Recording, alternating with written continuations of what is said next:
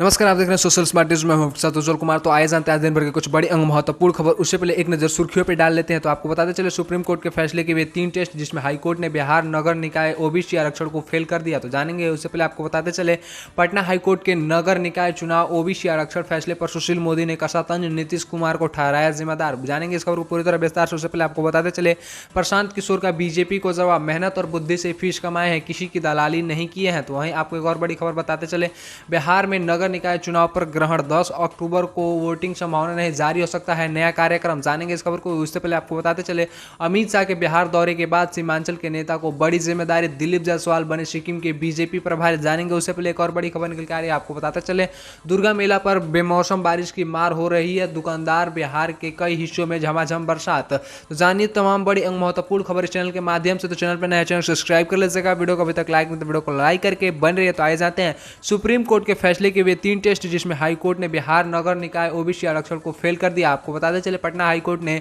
नगर निकाय चुनाव में अन्य पिछड़े वर्ग और अति पिछड़े वर्ग के लिए सीटों के आरक्षण को अवैध बताया। मुख्य न्यायाधीश संजय करोल और न्यायमूर्ति एमएस की खंडपीठ ने राज्य चुनाव आयोग को ओबीसी के लिए आरक्षित सीटों को फिर से अधिसूचित करते हुए उन्हें सामान्य श्रेणी की सीटों में शामिल करके चुनाव करने का निर्देश दिया है। वहीं आयोग के सूत्रों के अनुसार राज्य में बिहार नगर पालिका अधिनियम 2007 के तहत नगर निकाय के चुनाव नगर निगम, नगर परिषद व नगर पंचायत में कराए जाने हैं। इस चुनाव को लेकर सुप्रीम कोर्ट ने ट्रिपल टेस्ट नियम से ओबीसी आरक्षण को तय करने को कहा है। यह आदेश सिर्फ मध्य प्रदेश ही नहीं बल्कि ओबीसी आरक्षण के मामले में दूसरे सभी राज्यों को भी इसी नियम का पालन करना होगा।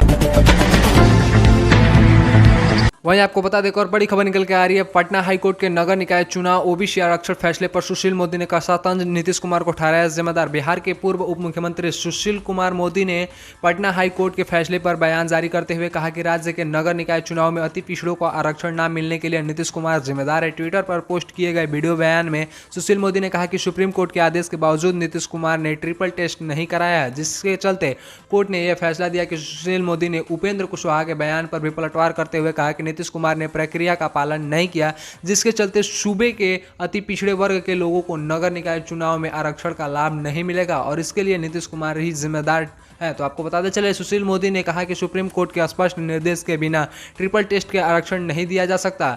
इसके बावजूद नीतीश कुमार ने मनमानी करते हुए आरक्षण दिया था। सुशील मोदी ने कहा कि नीतीश कुमार की मनमानी की वजह से ही बिहार के अति पिछड़े वर्ग के लोगों को बिहार नगर निकाय चुनाव में आरक्षण से वंचित रखा गया। तो आपको क्या लगता है कमेंट में हमें जरूर बताइएगा। अब तक सबसे बड़ी खबर निकल के आई सामने। वही बता दें और बड़ी खबर निकल के आ रही है। प्रशांत किशोर का बीजेपी को जवाब, मेहनत और बुद्धि से फीस कमाए हैं, किसी की दलाली से नहीं किए। तो जन सुराज पद यात्रा के दौरान पश्चिम चंपारण के जमुनिया गांव में प्रशांत किशोर ने कहा कि उन्होंने अब तक किसी से नाजायज पैसा नहीं लिया है और अब ले रहे हैं। भाजपा ने लल्लन सिंह के बयान पर पलटवार करते हुए कहा था कि 2015 के चुनाव में जदयू ने प्रशांत किशोर को कितने करोड़ दिए थे। भाजपा के सवाल का खुद पीके ने जवाब देते हुए कहा कि बिहार में बदलाव के लिए फीस ली, जिनके लिए अब तक काम किया है ताकि टेंट लगाया जा सके, पद यात्रा करके लोगों तक पहुंचा जा सके। भाजपा के सवाल पर पलटवार करते हुए प्रशांत किशोर ने जनता से कहा कि उन्होंने अब तक मेहनत से अपनी बुद्धि से 10 साल काम किए हैं, दलाली नहीं किए, इसलिए अब कई पार्टियों के लोग उनसे चिढ़ रहे हैं, उनके किसी के साथ मिले होने का आरोप लग रहा है। सोमवार को जदयू के राष्ट्रीय अध्यक्ष लल्लन सिंह ने प्रशांत किशोर पर हमला बोलते हुए कहा कि पीके भाजपा के एजेंडे पर काम कर रहे हैं। मंगलवार सुबह भाजपा के प्रवक्ता ने वीडियो जारी कर जदयू पर पलटवार करते हुए सवाल किया कि 2015 के चुनाव में जदयू ने पीके को कितना करोड़ रुपए दिए थे। प्रशांत किशोर ने कहा कि 2014 चुनाव हारने के बाद नीतीश कुमार ने दिल्ली आकर मदद मांगी थी। 2015 में उनको जिताने में कंधा लगाया। अभी भी 10 से 15 दिन पहले नीतीश कुमार ने बुलाकर कहा कि हमारे साथ काम कीजिए। हमने कहा कि ये अब तक नहीं हो सकता है। तो अब तक सबसे बड़ी खबर निकल के आई सामने। वहीं बता दें और बड़ी खबर निकल के आ रही है। बिहार में नगर निकाय चुनाव पर ग्रहण, 10 अक्टूबर को वोटिंग संभव नहीं, जारी हो सकता है नया कार्यक्रम। आपको बताते चले बिहार में इस महीने होने वाले नगर निकाय चुनाव पर ग्रहण लग गया है। पटना हाईकोर्ट ने निकाय चुनाव में ओबीसी आरक्षण पर रोक लगा दी है। ऐसे में 10 अक्टूबर को पहले चरण की वोटिंग कराना संभव नहीं है। राज्य निर्वाचन आयोग अब नए सिरे से निकाय चुनाव का कार्यक्रम जारी कर सकता है। 20 अक्टूबर को होने वाले दूसरे चरण के चुनाव की तारीख भी आगे खिसकने की संभावना जताई जा रही है। पटना हाईकोर्ट ने मंगलवार को अहम फैसला सुनाते हुए निकाय चुनाव में ओबीसी आरक्षण पर रोक लगा दी।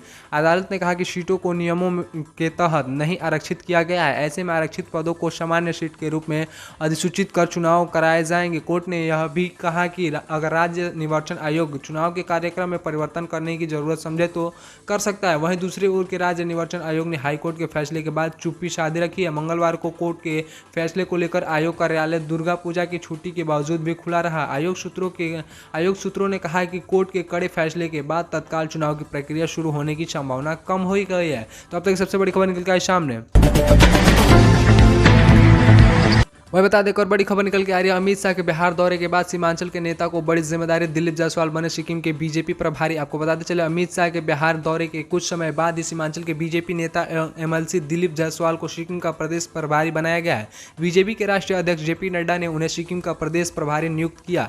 बिहार बीजेपी ने मंगलवार को यह जानकारी दी कि हाल ही में केंद्रीय गृह मंत्री अमित शाह के पूर्णिया और किशनगंज दौरे में दिलीप जायसवाल ने प्रमुख भूमिका निभाई थी और शाह के दौरे की सभी इंतजाम के मुख्य कर्ता धर्ता वही थे। दिलीप कुमार जायसवाल किशनगंज से आते हैं, वे बीजेपी के एमएलसी हैं। इसी साल हुए विधानसभा परिषद चुनाव में आरजेडी प्रत्याशी को हरा के वे तीसरी बार एमएलसी बने थे।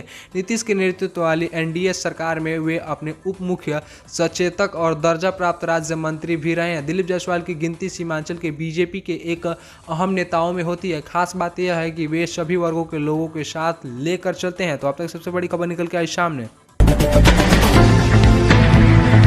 वही बता दें, और बड़ी खबर निकल के आ रही है। दुर्गा मेला पर बेमौसम बारिश की मार, रो रहे दुकानदार। बिहार के कई हिस्सों में झमाझम बरसात। बिहार के 2 साल बाद फिर से आयोजित दुर्गा मेला में बेमौसम बारिश की मार पड़ रही है। कई जिलों में सोमवार की रात से हो रही बारिश के चलते मेला का मजा किरकिरा हो गया है। जगह जगह पर बनाए गए दुर्गा पंडाल, पूजा पंडाल में बारिश की पानी घुस गया है और लगातार बारिश से पंडाल अस्त व्यस्त हो गए हैं। मौसम विभाग ने सूबे के कई जिलों में येलो अलर्ट भी जारी कर दिया है। तो आप लोगों को क्या लगता है, आप लोग जिस एरिया में हैं वहाँ पे पंडालों में वहाँ के एरिया में बरसात हो रही है या नहीं हो रही है, कमेंट में हमें जरूर बताइएगा। तो आज के वीडियो इतना ही। अगर वीडियो चले तो वीडियो को लाइक करें, चैनल सब्सक्राइब करें और जय हिंद जय भारत।